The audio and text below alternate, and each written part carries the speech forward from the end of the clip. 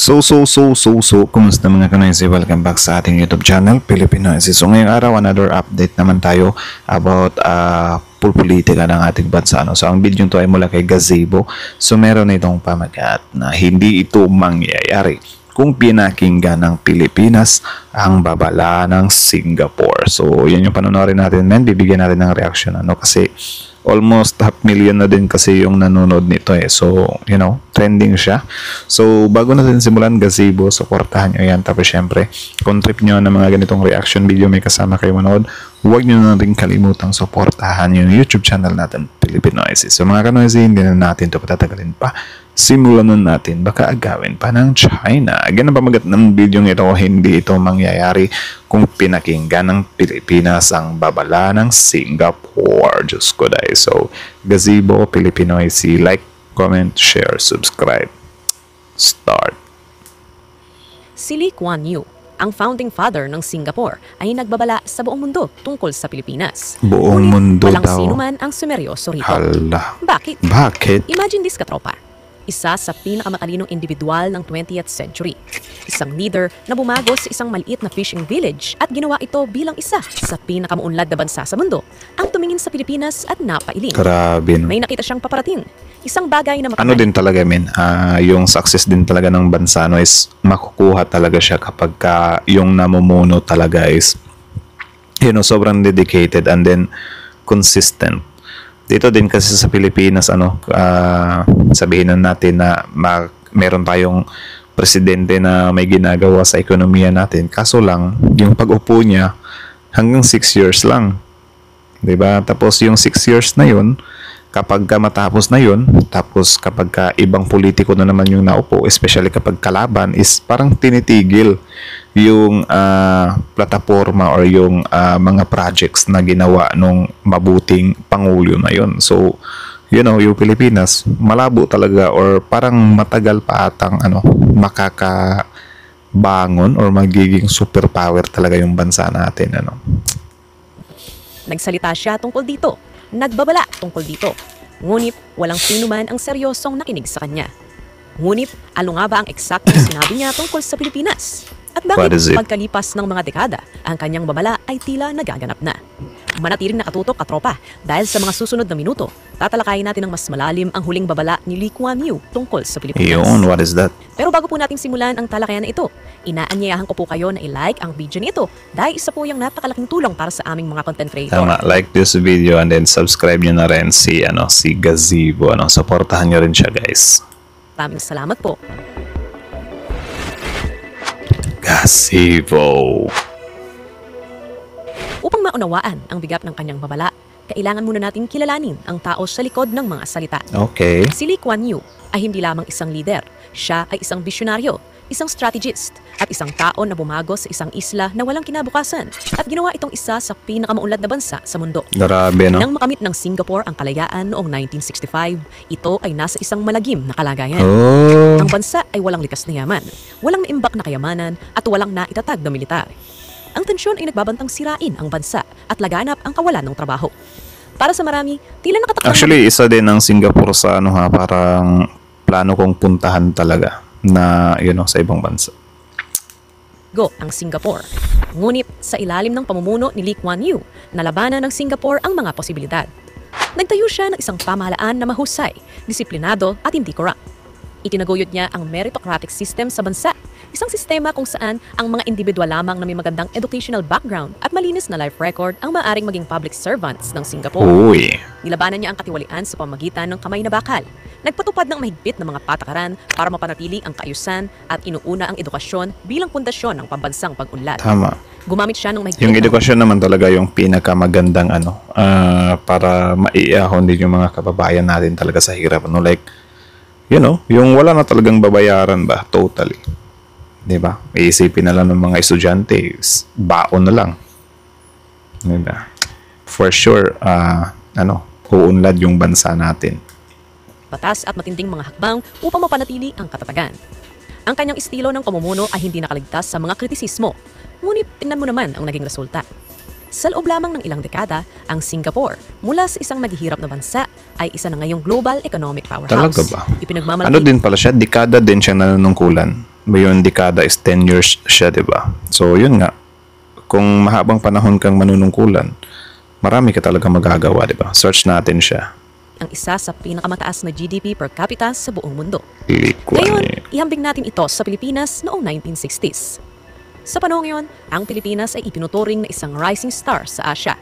Ang Maynila, na madalas tawaging Pearl of the Orient, ay isang abalang lungsod na may modernong mga infrastruktura, malakas na ekonomiya at isang umuunlad na middle class. Ang bansa ay may ilan sa mga pinakamahusay na universidad sa buong mundo. Deads na pala si Lee Kuan Yew no March 23, 2015. So, 10 years ago na. Matagal na. At tahanan ng mahuhusay at edukadong manggagawa. Marami ang naniniwala na ang Pilipinas ay nasa landas upang maging isa sa mga pinakamaunlad na bansa sa Asia. Nangunguna sa mga bansa tulad ng Singapore, Taiwan at South Korea. Ngunit may nangyaring hindi inaasahan. Ano yun? Habang ang ibang bansa ay patuloy na umunlad, ang Pilipinas ay tila napag-iwanan. Ano nga ba ang nangyari? Dito po, Grabe. Lee Kuan Yew was the first Prime Minister of Singapore, 1959 to 1990. So, 3 decades din. 60, 70, 80, 90. 31 years din pala siya nanunungkulan. So, yun.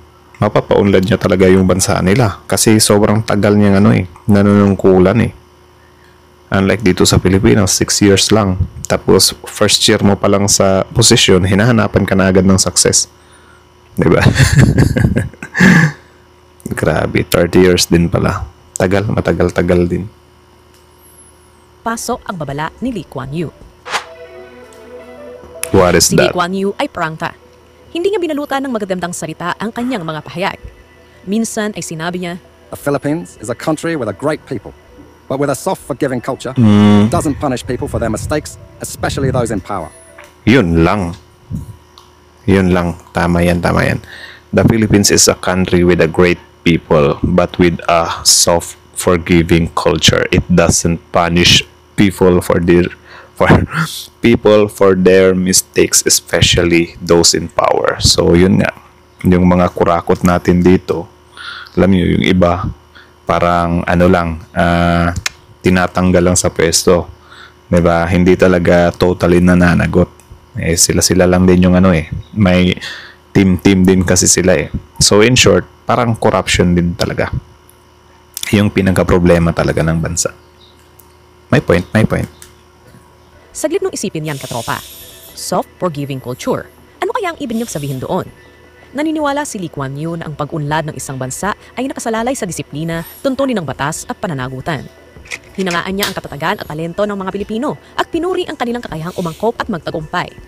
Nakita niya na ang mga Pilipinong mag-migrate sa ibang bansa ay madalas na umunlad sa ilalim ng mas organisadong sistema.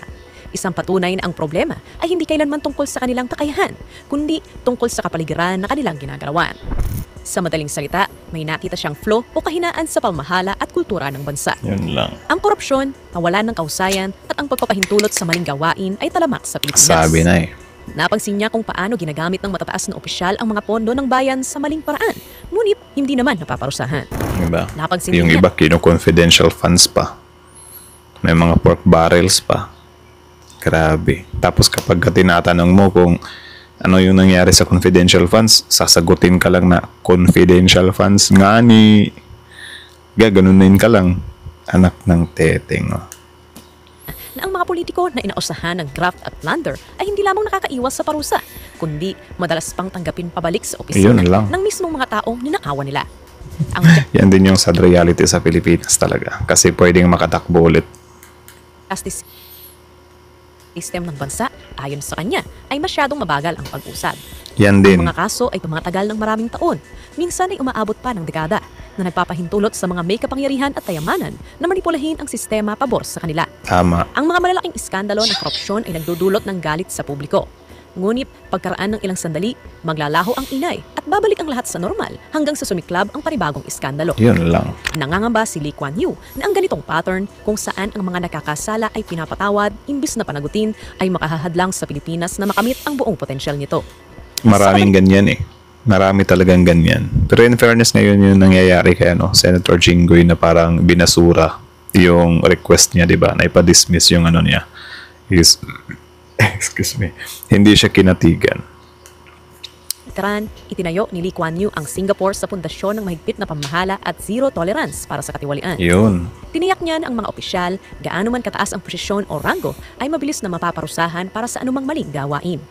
Naniniwala siya na ang isang bansa ay kailangang magpatupad ng disiplina sa lahat ng antas, mula sa liderato hanggang sa karaniwang mamamayan. Kung walang pananagutan, lalala ang katiwalian. Tama. Kung walang mahigpit na papapatupad ng batas, ihina ang mga institusyon ng bansa. Kaya nga ako dito talaga ako agree sa sa Bitay na parang yung mga kurakot, yung mga espiya ng ibang bansa, 'di ba? Yun yung dapat pinagtutuunan ng Bitay. Para syempre yung mga nasa posisyon na yan, matakot din sila. Palibhasa kasi yung iba kapag nakitaan ng di magandang ginagawa, tinatanggal lang sa pwesto. Tapos yun, di na natin alam kung ano na nangyayari. Tapos yun nga, sabi nga dito, di ba, na sa sobrang haba ng proseso dito sa bansa natin, parang may yung iba na mamanipula na nila yung resulta. Di ba? Tapos syempre, tayo mga taong mga Pilipino, makakalimutin kasi tayo eh. Tsaka mainipin din tayo. So alam niyo yung mga nangyari kila Senior Aguila, ano nang balita ngayon? Yung kay Alice Go, ano nang balita ngayon? Something like that ba? Tapos kapag nakakalimutan na natin, wala na. Di na natin alam kung ano yung nangyayari doon sa iba. Yung iba, siguro, napagbabayaran nila yung mga kasalanan nila ng tama. Yung iba, di natin alam kung nasa na. Diba? Or ano nang nangyari.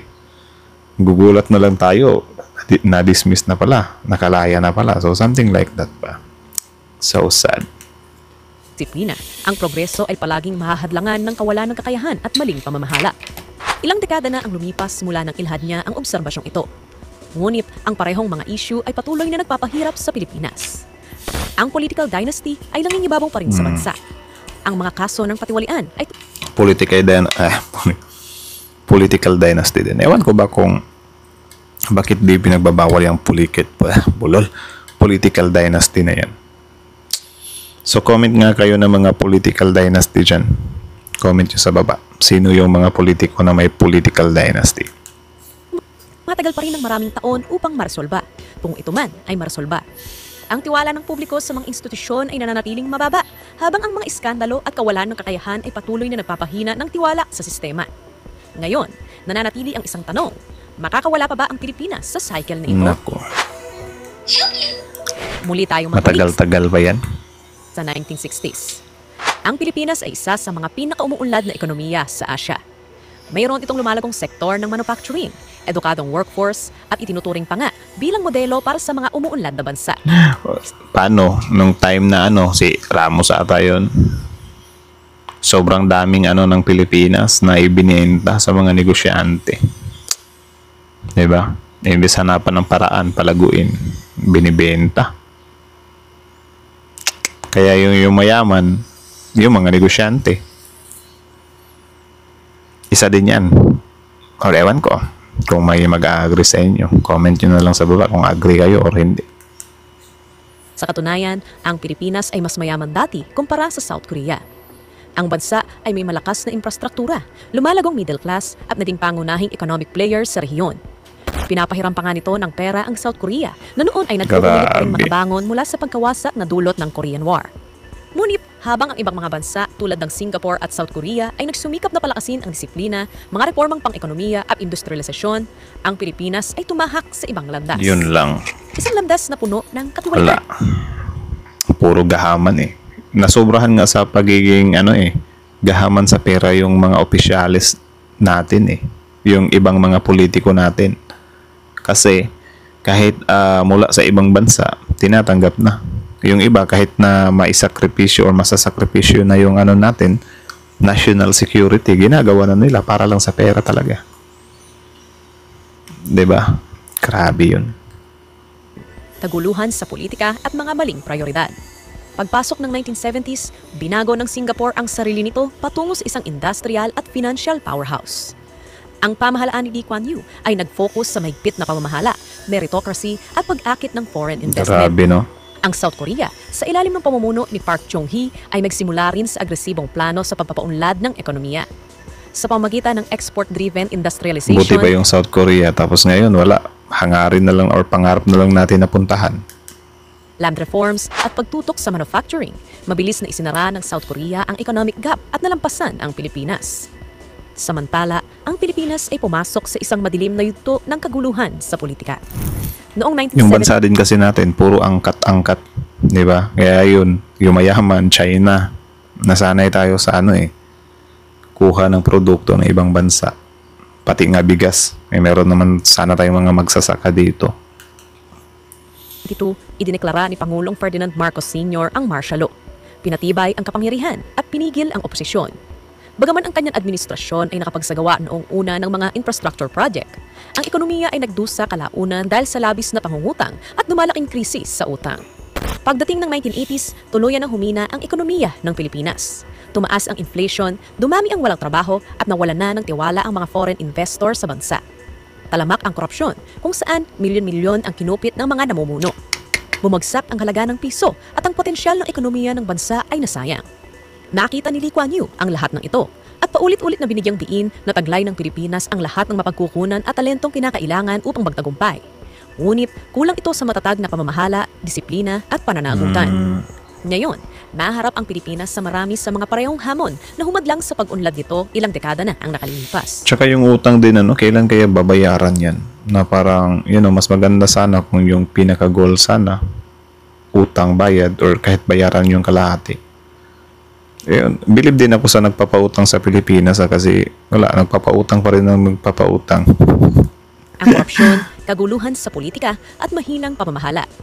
Habang ang mga karatig bansa nito sa Timog Silangang Asya ay patuloy na sumusulong, ang bansa ay nananatiling nakatigil sa isang cycle ng economic stagnation na nagpapatunay na ang pamumuno at pamamahala ay maaaring gumawa o sumira sa kinabukasan ng isang bansa. Ilang dekada na ang nakalipas mula nang sabihin ni Lee Kuan Yew ang mga pahayag na yon. Ngayon, tatanungin kita, katropa, nananalo pa rin ba ang mga tiwaling politiko sa halalan? Mabagal pa rin ba? At Meron pa rin. Di naman mawawala yan. Alice Guo nga nanalo nga Diba? Pure Chinese. hindi epektibo ang sistema ng hustisya? Patuloy pa rin bang inaabuso ang mga pondo ng bayan? Kung oo ang sagot, marahil ang babala ni Lee Kuan Yew ay hindi lamang isang prediksyon, kundi isang propesiya na patuloy nang nagaganap sa ating harapan. Ang mabuting balita ay, ang mga babala ay hindi kailangang mga hulugan ng kapahamakan. Yan lang. Sa halip, maaari silang magsilbing wake-up call. Wake up call. Hindi lamang itinampok ni Lee Kuan Yew ang mga kahinaan. Ipinakita rin niya na posible ang pagbabago sa tamang pamumuno, disiplina at pangmatagalang pananaw. Ang Pilipinas, Tamang pang matagalan din talaga. Na yun nga, mahirap din kasi kapag ka 6 years lang Tapos syempre kung dadagdagan naman natin yung taon ng panunungkulan ng isang politiko, nakakatakot din kung abusado din yung politikong yan.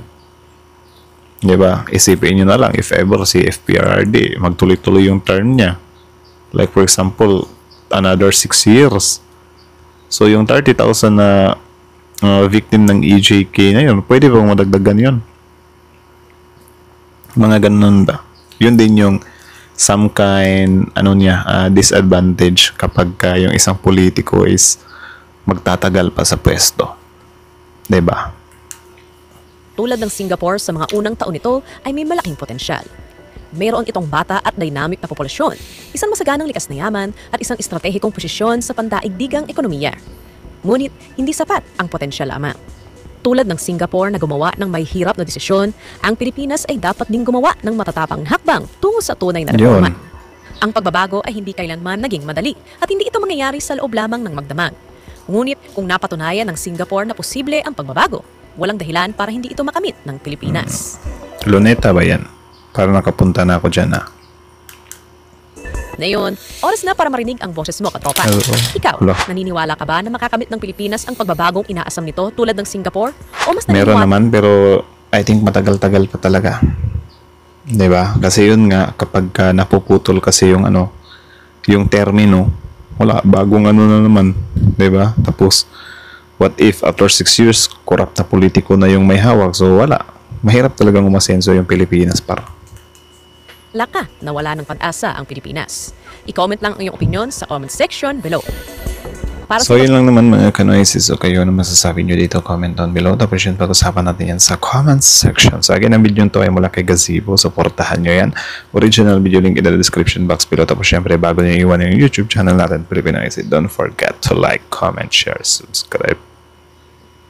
So kita nyo naman yun yun pala yung about kay Lee Kuan Yew. Though yung kay Lee Kuan Yew is ano siya, 31 years siyang nanungkulan, ano. So sobrang tagal din talaga. So hindi din talaga malabo na mababago niya yung Singapore, di ba? Tapos yun nga, sabi ko nga sa inyo, ang hirap dito sa Pilipinas is meron lang tayong 6 years na panunungkulan ng politiko. Diba? Tapos kapag yung iba pa dyan, after ng term mo, babaguhin. Diba? Babaguhin na naman yung pamamalakad, iba na naman yung plano. So, pwedeng hindi magtuloy-tuloy. Kita nyo naman yung nangyari kay Marcos Sr. na may mga programa si Marcos Sr. na hindi na ipinagpatuloy ni Cory, something like that pa. So may mga ganyang mangyayari kapag magbago na naman ang administrasyon. So tatakbuhin niya ng mga 6 years, 'di ba? So wala, bago na naman yung plataforma, programa. So mahirap talagang umasenso yung yung Pilipinas kapag ganyan. Kaya for example si PBBM ngayon, kung satisfied ka sa mga nagawa ni PBBM, ang tanong, after this 6 years, sino naman yung ipapalit sa kanya? 'Di ba? Na some kind magpapatuloy ng pinagagagawa niya. 'Di ba? Meron ba kayo nakita na pwedeng sumunod kay PBBM? 'Di ba? For example ngayon, baka next election, if ever hindi ma-impeach si BP Sara, so makatakbo si BP Sara, wala na. If ever manalo si BP Sara, wag naman sana. Diba? So parang ganun ba, na mahirap nga naman. So yung sinabi naman ni Lee Kuan Yew, may point din naman yun. Pero yun nga, magkaiba kasi yung Singapore at yung Pilipinas. And then yun nga, ang pinaka-problema din talaga ng bansa natin is yung corruption talaga, like talamak talaga. May listahan pa nga si Manny Pacquiao dati, di ba? Ganyan ang kapal. Ano na kaya nangyayari doon? So, alam niyo yung ganyan. Na wala. I think, ewan ko kung majority ba. Basta meron talagang katiwalian sa bansa natin. Di talaga mawawala ewan ko kung mawawala pa ba yan. Di ba?